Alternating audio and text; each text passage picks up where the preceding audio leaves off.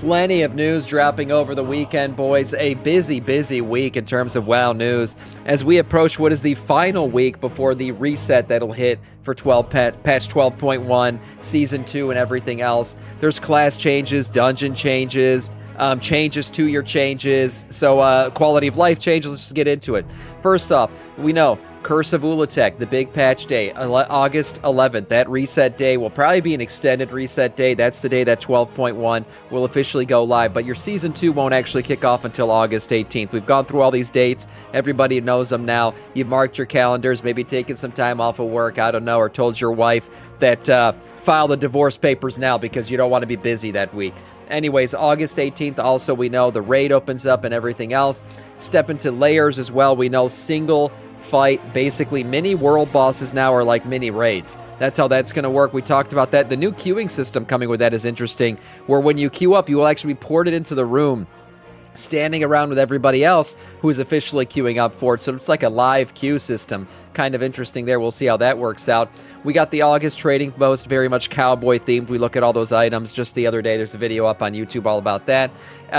Dungeons and Dragons, Double D. That's right, coming with World of Warcraft edition. So a Lich King edition to that. If you Dungeon and Dragon fans out there who also love Azeroth, this is your new version that you can play. And then over the weekend, Blizzard dropped the Legacy of Rage, which is a new video kind of lore comic about our boy Zul'Jan and kind of the story that's leading him up to heading over to the Isle of Fangs or whatever they call it, the Cursed Isle. So going over there, kind of learning some of the lore, you can get into some of that. And then if you're player housing Andy or just love player housing music, that soundtrack is officially now on YouTube, and you can listen to that as you try to get into other things in the day. So tons of stuff to get into here, as I mentioned before. A new default indicator. So we got some new quality of life changes here. A new default indicator and sound happening for basically what is your successful and unsuccessful interrupts. If you look it's real quick here across the screen, but above the boss, not only will you see the crushed little red line, you'll see a little circle. And you see that little white line through it. That means you had a successful interrupt there. You also kind of hear a little kick. It's very faint in the background. I don't know if I can higher it anymore. Now it's full volume. But that's what a successful interrupt looks. An unsuccessful interrupt now will kind of have a different sound with a different indicator above the boss right here. You'll see it in a second. You see that? It's like an empty circle. Doesn't have the little slash through it. That's a missed interrupt.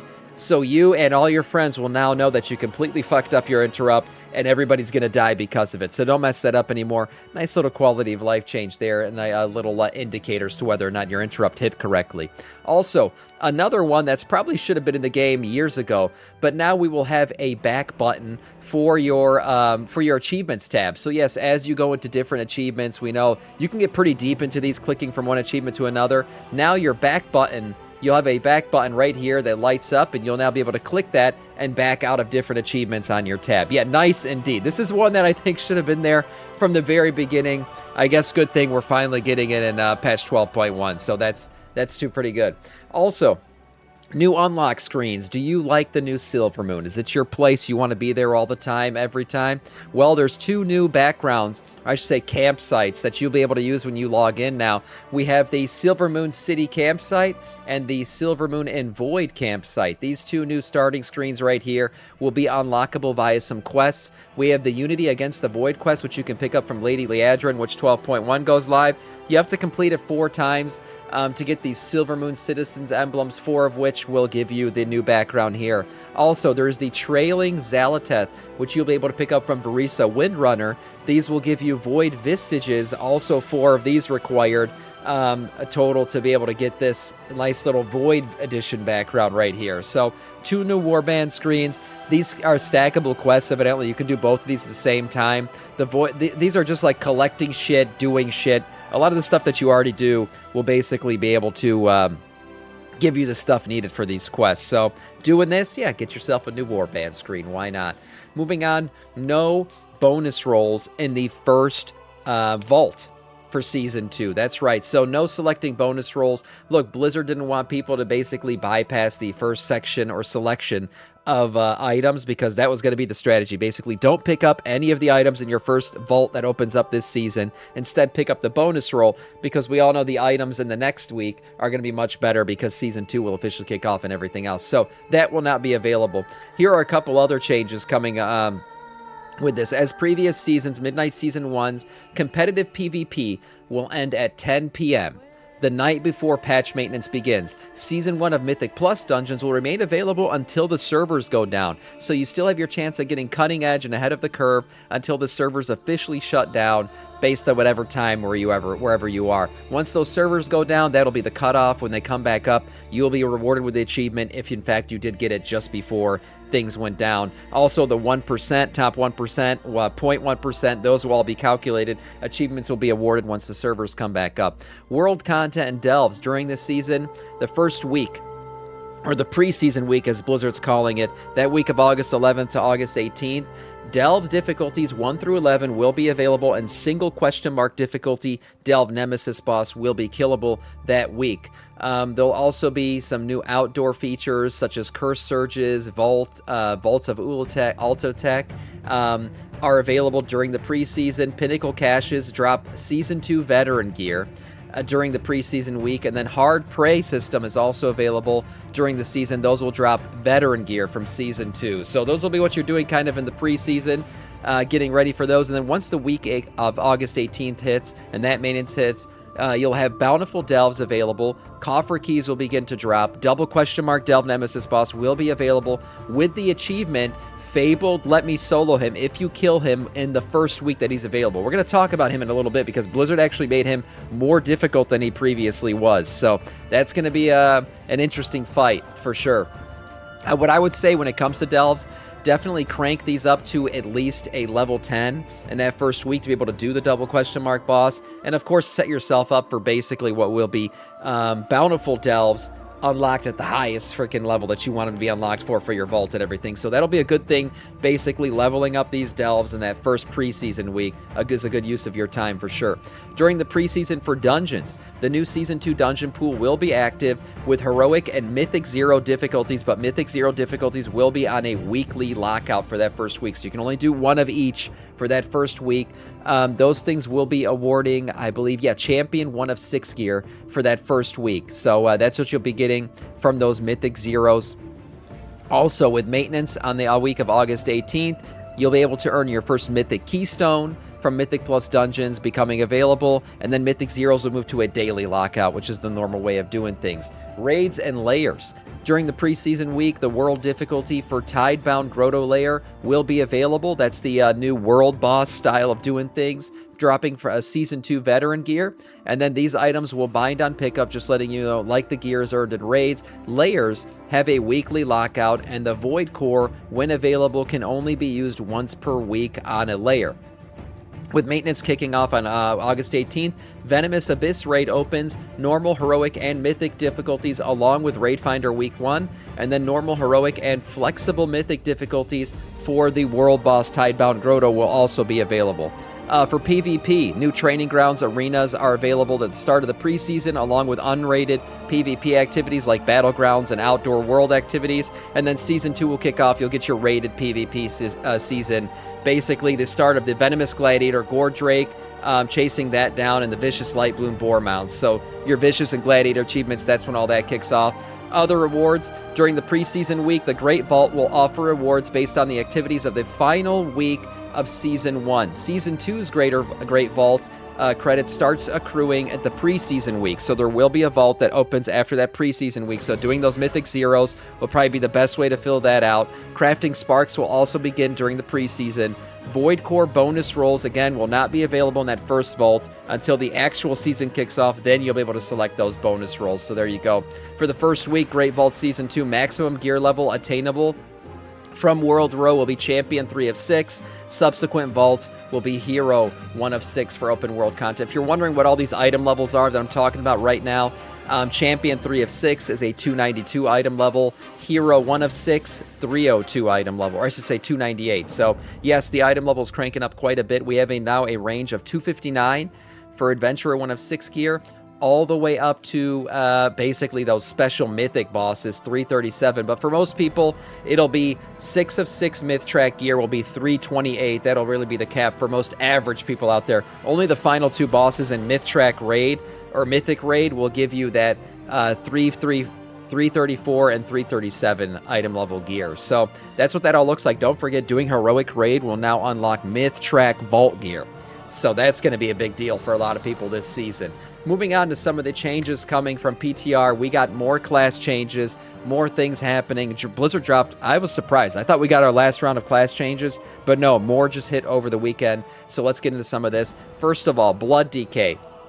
We just saw massive big dick nerfs to Blood DK just last week, and I think Blizzard realized Sand Lane was a bit too pumped. So they're giving some nerfs here to Sand Lane, a little bit of bonus damage and things being nerfed here for Sand Lane Blood DKs, but overall I think Blood might be looking good this season. We'll see. Unholy DK saw some damage increases to auto attacks, but then reductions to a few other area of damage attacks. We have Epidemic getting nerfed a little bit, Virulent Plague getting nerfed a little bit, some Apex talents changing up, and that's really because I think they were just pumping too hard on AoE, and Blizzard really wants them to kind of tone it down a bit. So that's what happened there with Unholy. For Demon Hunter, we see Devour getting a Eradicate second target damage reduction by 15%. It looks like Devour is doing a bit too much AoE. For Havoc Demon Hunter, though, they are getting tons of buffs here.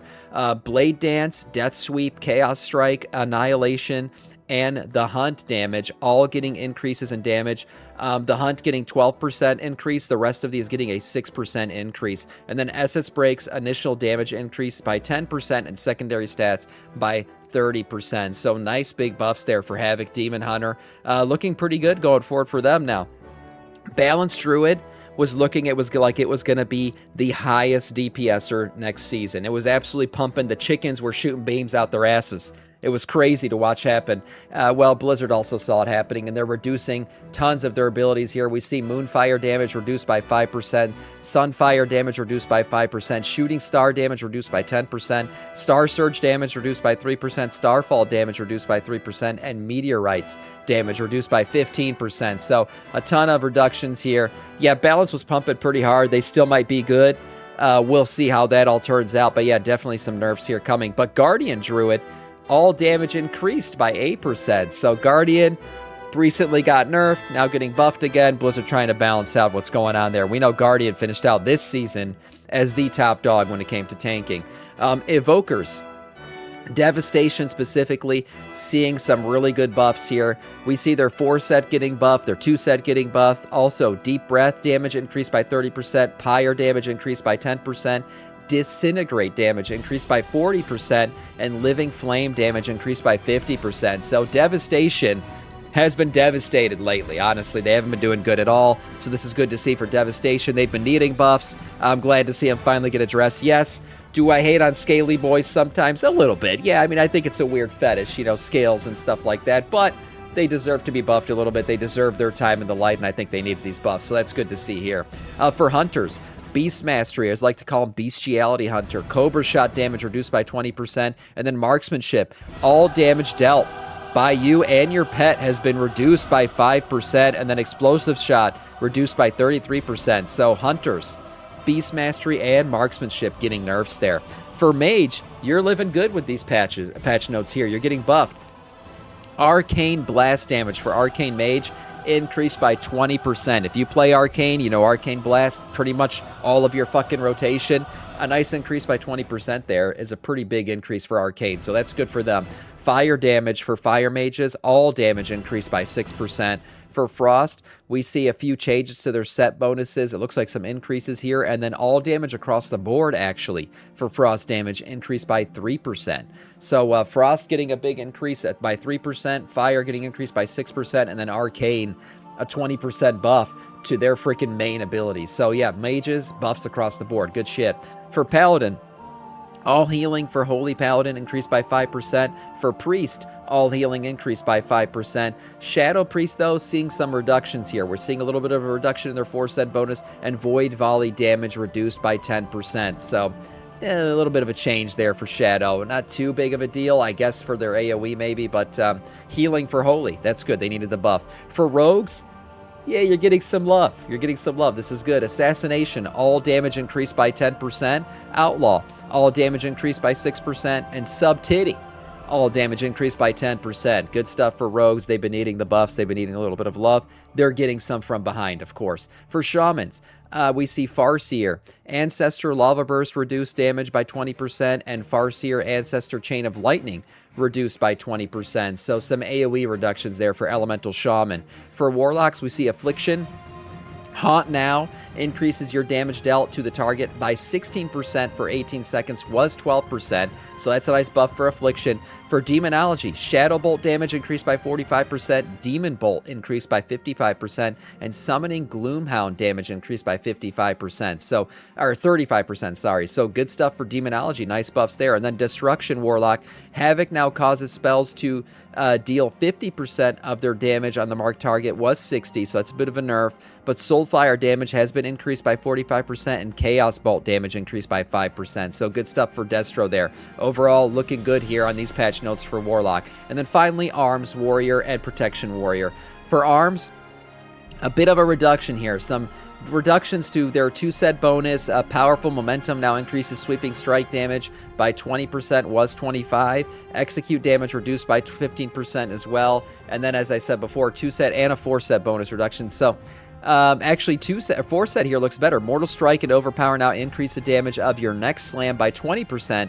It was only 10% previously, and stacks up to 5 times, was 3. So that's actually better for your 4-set. So some changes back and forth here for Arms. Protection, overall damage increased by 6%. Good to see. I think Blizzard really wants tanks to do more damage next season. That's what it's looking like based on these changes. So good stuff there. The rest of these changes I've already talked about. Yes, ritual sites, void assaults and things are actually continuing forward in the next season, which is a bit of a shocker here. But those are continuing on. We got updated item levels for ritual sites and void assaults, interestingly enough. So if you were into those, Val and Nagital as well, continuing on for Season 2. So if you like that content, you want to continue to do that content, Blizzard's updating all the item levels for them. So there you go. You'll still be able to do that stuff. Moving on to this. The Delve Nemesis boss. A lot of people know this as the single boss challenge, the double question mark boss. This is going to be a much harder one this season going forward. If you don't know, there is a 7-pattern matching thing that you're going to have to remember. It's essentially Simon Says on steroids here, where you're going to have to remember what's going on in this fight. You'll have little pizza slices. You got to remember where each one hit, how they hit, what time. So, and then once it happens one time, it's going to go around again and do the same pattern. You're going to have to know where the safe spots are. This fight, Blizzard's buffed it again in terms of difficulty. It was previously only 5 things you have to remember. Now it's going to be 7. So yeah, memory games and memory challenges. If you had issues with that bitch-ass chandelier in the fucking raid, you're going to have issues with this one.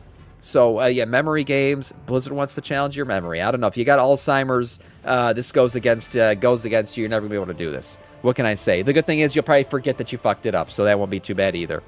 Easy for Melee to change. It'll be easier for Melee, probably. You're right. That little combination there, you'll have less place to run around. People have been using strategies like putting markers down and remembering, like X, square, X, whatever that is. That's a good way to do it. People have also been just calling out left, right, or across for themselves when they take this challenge on. So there's some interesting ways to do this. I'm sure people will come up with creative ways to get this done, but that's how that mechanic's going to work. And then finally, Blizzard dropping one more round of nerfs to a lot of the Mythic Plus dungeons. We're seeing nerfs to a lot of the mobs showing up in a lot of these dungeons. Ruby life pools, we do see an increase in health of Karaka by 11%, but then everything else you're going to see here is really nerfs to a lot of damage coming out from a lot of these mobs. Ruby life pools, Temple of Silthralis, Den of Nalarok, King's Rest, Murder's Row, the Blinding Veil, and Void Scar Arena, seeing basically damage reductions from a lot of their mobs. For the majority of these notes is just damage reductions from a lot of trash mobs here. So Blizzard wanted to make this season a little bit easier. I'm excited for Season 2, 12.1 just around the corner. This is our final reset before 12.2 actually goes live, so should be an exciting one. We'll keep up with all the news that continues to come out, but for today, that is all in terms of news.